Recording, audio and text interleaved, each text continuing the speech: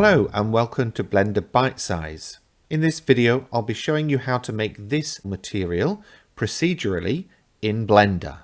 Feeling lazy? You can support this channel and skip the hard work by grabbing the blend file for this material from Gumroad for just £1. Feeling flush? Feel free to throw some of that coin my way using the coffee link in the description below the video. Okay, let's make a start. So I have an object loaded. I'm in the shading tab. I've got viewport shading enabled and I've already applied a principled shader. Now there are a couple of things that I'm going to change in the overall settings and a modifier that I'm going to apply for this one as well. Now for light paths I'm going to increase that to 12 as a total, diffuse to 12, glossy to 12, transmission to 12. I'm going to crank up the volume as well and the transparent. So all of them are on 12. This will increase the load on your graphics processor, but I'm using Cycles Render Engine and the GPU as the processing engine. So that's the light paths. Sampling I'm going to leave at 1024. You could increase it. We'll see what result we get with 1000. Now in the modifiers tab, I'm going to add a displace. I've already got a subdivision because I wanted my sphere quite smooth. However, I want to add a texture. So I'm going to click on New, go over to this button here, Show Texture in Textures tab. Use this drop down box. This drop down box and choose Voronoi. Not going to make any changes to the settings here. We're just going to leave those as they are. What we are going to do is go back to the modifier though and change this setting. And we'll change that to minus 0.05. So it's kind of gloopy and bumpy. You can obviously play around, or if you've already got a textured object, a displaced object, then just work with that. These aren't essential steps. I just wanted it for the look. Okay, so let's head over to the shading and take a look at what we do there.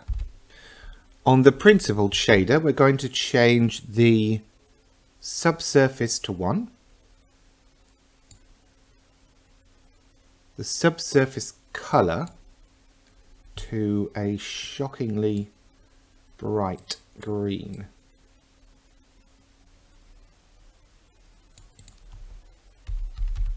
So let's say 0.32 on the hue, 1 on the saturation and 1 on the value. Subsurface index of refraction changed to 1.51. Specular to 0.75. Specular tint to 0.5. Roughness to 0.15, and you can already see we've got something slimy and toxic going on there. Clear coat we're going to increase to 1 and transmission to 0.9, and that's what gives us the translucency of the object, or the see-throughness. And the general index of refraction we're matching to the subsurface one, so 1.510.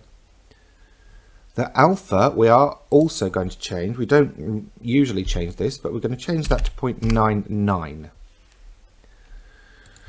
Now we're going to work on some nodes. So we're going to add a color ramp.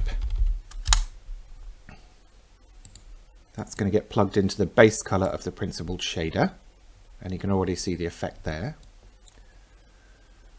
Now we're going to change the interpolation mode to B-spline. We're going to add a third color here. And then we're going to change these colors. Oops. So I'm going to go in here. So value, let's go up first and let's find the green that we want.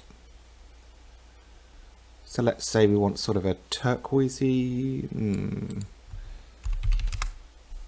Okay, let's work with this color as our base. So we'll copy the hex code.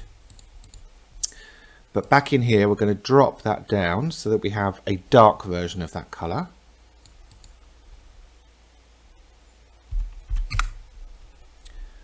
Then for the middle colour, we'll paste that hex code in to give us that base, and we'll bring this down till it's somewhere in the middle. And then for this last one, we'll again paste that hex code,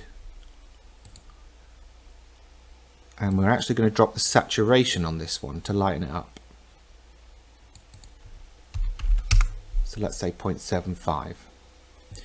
Now you can already see that there is some translucency in our gloop going on, but we've got more to do. So in between the color ramp and the principled shader, we're going to add an RGB Curves node. And on the green selection, we're going to click on this diagonal line and drag that up a bit. And basically what this is doing is just A, intensifying, and B, lightening those colors.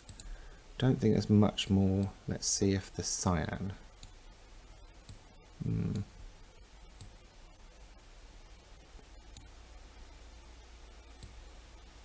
Yeah, let's work with that one. So on the cyan, we've basically dragged this second node somewhere around here. Fiddle with it, see what results you get. Okay, now I need to pop a Voronoi texture in here.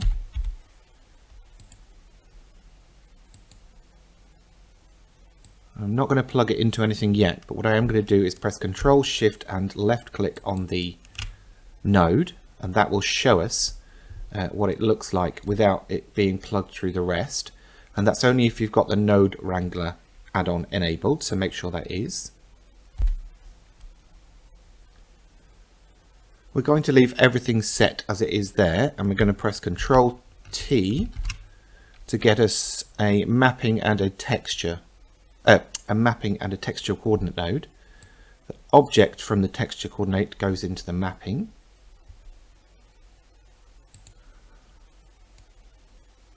What I also need to do is get a noise texture and plonk that in between the texture coordinate and the mapping node, and a mix RGB shader to go between the texture and the mapping node. Now it's basically shoved everything off to the right, so I'm going to grab them all, drag them back.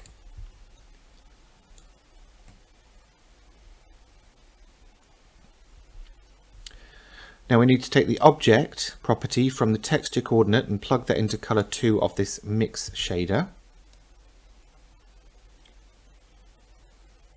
And then we'll go back over here and reactivate the principled BSDF. The mix shader here changed to 0.35. And I think everything else is going to stay the same. Oh, I haven't plugged this in. That's why things aren't showing up. Right, so distance. I need to add one more thing. An ambient occlusion node, and that's going to go in between these two. So let me just connect this up first, and then I can just drop this in and it'll spread things out like that. And you can see it's giving us this kind of mottled weird look, but we've got a couple of things. So we're going to click just inside the distance. We're going to plug into the distance here, color into the color, and the position into the normal.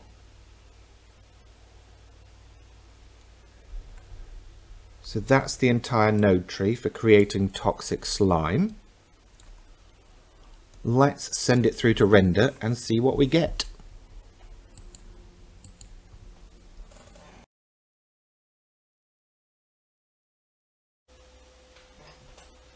And there we go, there's our toxic slime. I hope you've enjoyed the video. Please remember to give it a thumbs up, and of course subscribe for future content. In the meantime, thanks for watching.